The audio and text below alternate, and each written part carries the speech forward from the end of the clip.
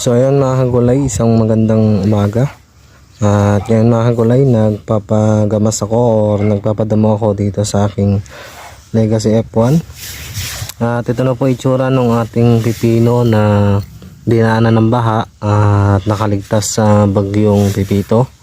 At ito na po siya ngayon dahil sa pag-apply ko ng GroWestBet 1000 plus ay naka-recover na po siya. No, at ito nga yung Legacy F1 na tinanim ko nung nakaraang bagyo pa ng Christine. So dalawang bagyo po nagdaan dito. Ayan, medyo nasaktan pero dahil nga sa GroWestBet maganda na yung kanyang talbos at malinis.